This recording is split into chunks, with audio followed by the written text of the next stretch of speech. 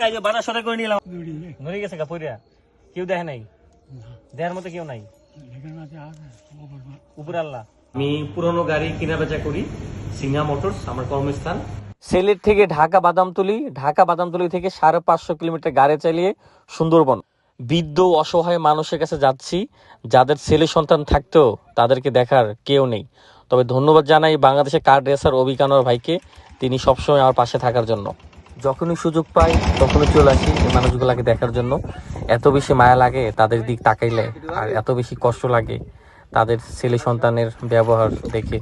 কারণ যতই কষ্ট হোক রে ভাই, ডাল ভাত খায়া হইলো বাবা মা নিয়ে একসাথে থাকার কি আনন্দ কি মজা, সেটা যদি বুঝতো এভাবে হয়তো বাবা মাকে আলাদা করে দিত না।